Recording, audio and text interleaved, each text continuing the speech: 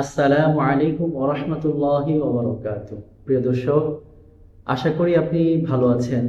ইসমে আজম সম্পর্কে আপনি হয়তো অবগত আছেন। আজকে আমরা ইসমে আজম নিয়ে কথা বলবো।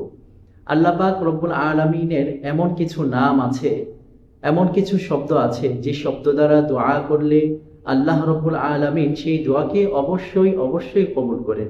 সেটা আমার কথা নয়, স্বয়ং নবীজি সাল্লাল্লাহু আলাইহি ওয়াসাল্লাম মিশকাতুল মাসাবিহের 2289 নম্বর হাদিসে বর্ণনায় বলেছেন, যে ব্যক্তি ইসমে আজম পাঠ করে আল্লাহ পাক রব্বুল আলামিনের কাছে দোয়া করবে, আল্লাহ রব্বুল আলামিন তার যে কোনো দোয়াকে অবশ্যই কবুল করবেন। সুবহানাল্লাহ।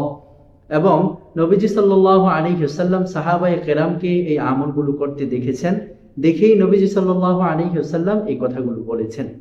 এক সাহাবী তিনি একটা দোয়া পড়ে, অর্থাৎ ইসমে আজম পড়ে আল্লাহ পাকের কাছে দোয়া করতেছিলেন। অপর এক সাহাবী রাসূলুল্লাহ সাল্লাল্লাহু আলাইহি ওয়াসাল্লামকে বললেন, ইয়া রাসূলুল্লাহ, অমুক ব্যক্তি এই দোয়া পড়ে আল্লাহর কাছে দোয়া করেছে।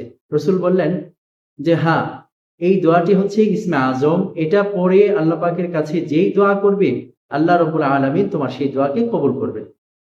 তো সম্মানিত শ্রোতা মণ্ডলী, আমরা এখন ইসমে আজম শিখব। ইসমে আজমটা আমরা ভেঙে ভেঙে ইনশাআল্লাহ আপনাকে শিখিয়ে দেব। ইসমে আজম পড়ে আপনি যদি দোয়া করেন, আল্লাহ আমার অভাবকে দূর করে দেন, আল্লাহ পাক আপনার অভাবকে দূর করে দেবেন। আপনি যদি দোয়া করেন, আল্লাহ আমার স্বামীটা আমার কথা শোনে না, আয় আল্লাহ আমার স্বামী পরক্রিয়ায় লিপ্ত আছে, আয় আল্লাহ আপনি আমার স্বামীকে আমার কাছে ফিরিয়ে দেন, আল্লাহ পাক আপনার স্বামীকে আপনার কাছে ফিরিয়ে দেবেন। তদ্রূপ যদি কোনো স্বামী স্ত্রীর জন্য দোয়া করে, আল্লাহ পাক রব্বুল আলামিন সেই স্বামীর দোয়াকেও কবুল করবেন। এবং অনেক সন্তান আছে যারা বাবা মায়ের কথা শোনে না, বাবা মায়ের কথায় তারা পাত্তা দেয় না, নিজের ইচ্ছা মতো চলে, উল্টা পাল্টা চলাফেরা করে। অনেক কিছুই হতে পারে, জীবনের পেরেশানির তো কোনো শেষ থাকে না। অনেক সময় এমন হয় যে ব্যবসা প্রতিষ্ঠান ভালো চলছে না, ব্যবসায় লস খাচ্ছেন বারবার। তখন এই ইসমে আজমটা পড়ে আপনি যদি আল্লাহর কাছে দোয়া করেন, অবশ্যই আশা করা যায় আল্লাহ রাব্বুল আলামিন আপনার দোয়াকে কবুল করে নেবেন, মঞ্জুর করে নেবেন। তো চলুন ইনশাআল্লাহ আমরা কথা না বাড়িয়ে ইসমে আজম পড়া শুরু করে দিই। বিসমিল্লাহির রহমানির রহিম। আল্লাহুম্মা ইন্নী আসআলুকা বিআন্নাকা আনতাল্লাহ লা ইলাহা ইল্লা আনতাল আহাদুস সামাদুল্লাযী লাম ইয়ালিদ ওয়া লাম ইউলাদ ওয়া লাম ইয়াকুল লাহু কুফুয়ান আহাদ। আমি আবারও পড়ছি, খুব মনোযোগ দিয়ে শুনুন, আশা করি হয়ে যাবে। আল্লাহুম্মা ইন্নী আসআলুকা বিআন্নাকা আনতাল্লাহ লা ইলাহা ইল্লা আনতাল আহাদুস সামাদুল্লাযী লাম ইয়ালিদ ওয়া লাম ইউলাদ ওয়া লাম ইয়াকুল লাহু কুফুয়ান আহাদ। এটা হচ্ছে ইসমে আজম।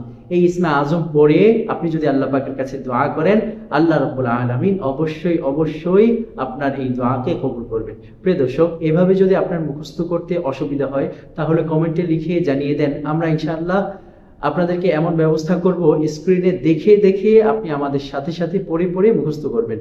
এত সহজ পদ্ধতিতে আমাদের আরেকটি চ্যানেল আছে, ইলমের পাঠশালা। সেই ইলমের পাঠশালাতে আমরা দোয়া কালাম, তারপরে হচ্ছে আপনার হাদিস, নামাজের যে সমস্ত দোয়া আছে ইত্যাদি ইত্যাদি সকল কিছু আমরা লিখে লিখে স্ক্রিনে ধরে ধরে আমি একবার পড়ি, তারপরে শ্রোতাকে পড়ার সুযোগ দিই, এইভাবে মুখস্থ করিয়ে দিই। আপনার যদি প্রয়োজন হয় কমেন্টে লিখে জানিয়ে দিন, ইনশাআল্লাহ আমি সেই দোয়াটা লিখে ওখানে পোস্ট করে অর্থাৎ আপডেট দিয়ে আপনাকে অবশ্যই অবশ্যই জানিয়ে দিই ইনশাআল্লাহ। আল্লাহ রাব্বুল আলামিন তৌফিক দান করেন, আমিন। আসসালামু আলাইকুম ওয়া রাহমাতুল্লাহ।